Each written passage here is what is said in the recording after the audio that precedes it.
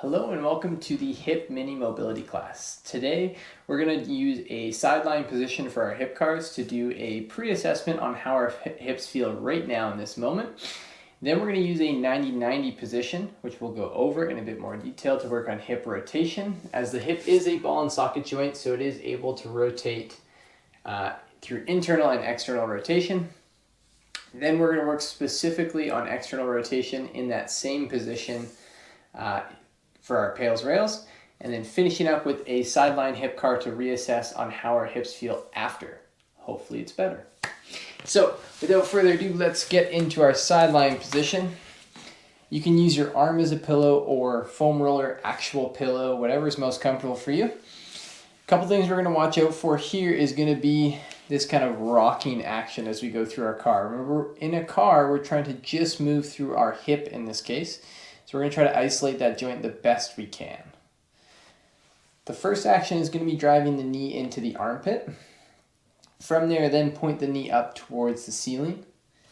Once you're up towards the ceiling, try your best to keep that knee in position as you start to rotate that foot back. At some point, it might have to drop. That is okay. We're going to keep trying to rotate it as we drive the heel to the back of the room. Feeling the butt squeeze, we'll come down. And then that is half a rep. So we're going to go the other way. So heel, our first foot is going to come up and above the knee. You're going to drive back to feel the butt squeeze. And then we start lifting that leg up. Rotation will happen as we try to point the knee up towards the ceiling. And then knee into the armpit. There is one of two repetitions we're going to do today.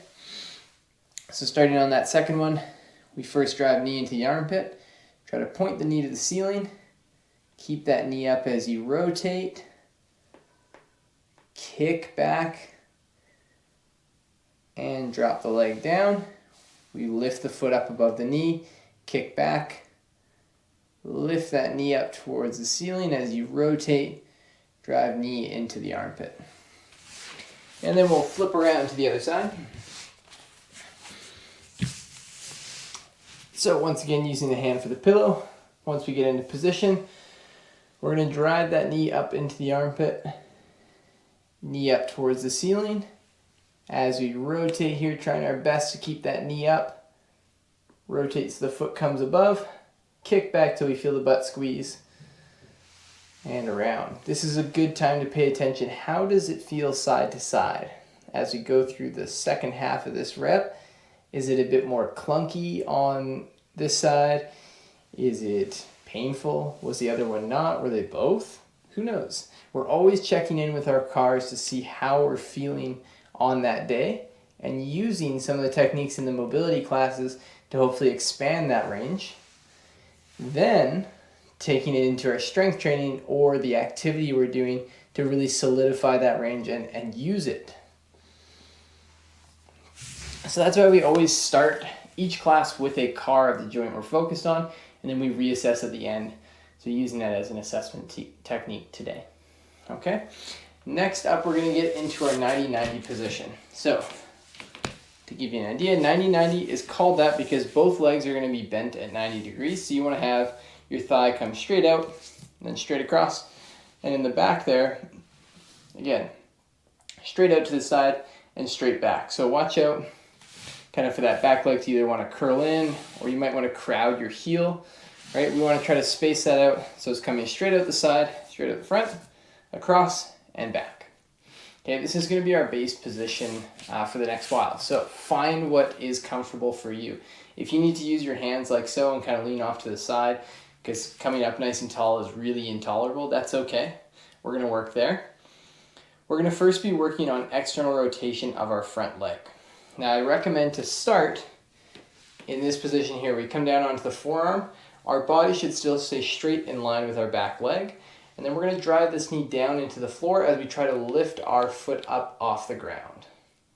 We're going to hold there for 3, 2, 1, and relax. And do 3 more repetitions just like so. So lifting up, 3, 2, 1, and relax. If that is really easy, you find you're getting lots of range, that's great. We're going to come up a little bit higher. That's going to get a little bit tougher to lift up. 3, 2, 1. If you're feeling crazy, You can go into a no hands position. I'm not going to get any lift here, but you might. So those are going to be your progressions, is starting from that sideline, kind of coming up. The taller you are, the harder it is to lift off. You only need about an inch or two of range to find challenge. Okay? The second one, I'll rotate here so you can see we're going to be working on internal rotation of the back leg. So same rule applies. We're going to come onto our side here. This is super important. We try to keep the pelvis still in this position as we rotate the hip in the socket to lift the foot up. 3, 2, 1, and relax. We'll do again 3 more repetitions just like so. So lift up, 3, 2, 1, and relax. You can put a prop on the front of the hip so that if you swing forward with your body, you can see it looks like I'm getting a lot more range, but that's just coming from me turning. As we go into our last repetition, 3, 2, 1, and relax. And then we're going to go over to the other side. So again, we're going to start with the front leg, going external rotation. We can come onto the forearm, finding our spot of challenge where we can get that lift up. 3, 2, 1, and relax. Again, 3, 2, 1, relax the leg. Always controlling the way up, so you don't want to snap the leg up and then drop it to the floor. You hold and then you control the way down, right? So we're still training that range of motion at its end range so we can become strong and resilient in positions we need in our sports or activities of daily living.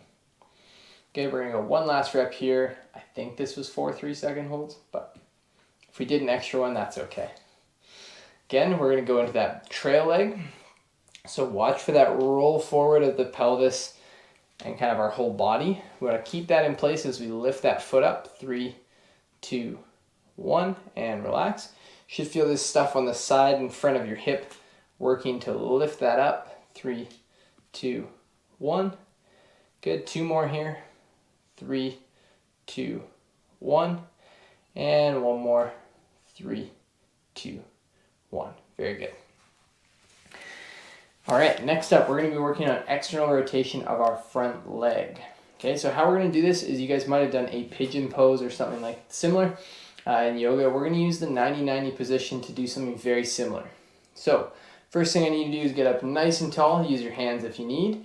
And then imagine someone has a string on your belly button and they're pulling you forward. You're going to get pulled by that string until you hit your stretch response on the front leg. You should feel that on the outside of the hip. That is our external rotators there. From here, we're going to hold this for upwards of 1 to 2 minutes in our passive stretch. And I'm going to spin around so you guys can see that what I want in this position is more about keeping the torso straight and that pull forward, less about just folding into the floor and falling forward, right? That kind of roll of the pelvis getting pulled forward is going to give us a better stretch into the hip and where we're targeting today. So keep in that stretch. We're going to hold for another 30 seconds. And I'm going to go over our pails and rails contractions.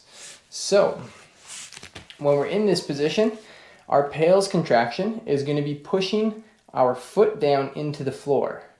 Now to give you a picture of what you're trying to do is basically that action. So you're like shutting a door with your foot. You're going to try to basically drive it down into the ground like you're shutting that door. That is going to be our pails contraction in the stretch position. Our rails is then going to be to back off. We're going to relax and then try to lift the foot up as we pull ourselves deeper into that stretch. So the foot's not actually going to move, but you're going to keep attempting to lift it up off the ground. Okay, so we are ready to start ramping up tension. We're going to slowly start to drive that foot into the ground. Now that is coming from our hip, so you should feel it in that same spot you're getting a stretch. Good. Keep ramping our tension up. We're going to start at 10%, work 20, then 40, then 50. If you feel any pain or pinching, you can stop there, but if not, we're going to keep building 70% tension, 80%, 90%.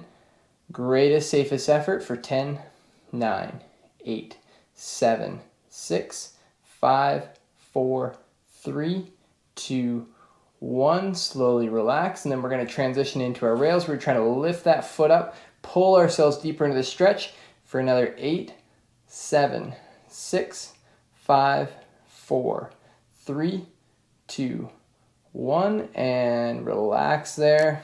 Take a nice deep inhale through the nose. And let that air out slowly. And this is going to be our new passive position. You might find you found yourself get a little bit lower. Double check, was that just from rounding the spine, or am I able to keep that straight and get pulled deeper into that stretch in the hip? We're going to go for round 2 here. So we're going to slowly start to drive that foot down into the floor, and then work your way up. Ankle down into the floor, calf, and eventually the knee, but we're trying to rotate and kind of sweep that leg out like we're shutting the door. Gonna ramp that tension up. We're at 40%, 50, 60, 70. That hip is working hard now. 80%, 90. We go to our greatest, safest effort for 10, 9, 8, 7, 6, 5, 4, 3, 2, 1. Slowly relax that tension. Then we try to drive the knee down, lift the foot up as we pull ourselves deeper into that stretch for 10, 9, 8, 7, 6, 5, 4, 3, 2, 1, and relax. And take a nice deep breath in.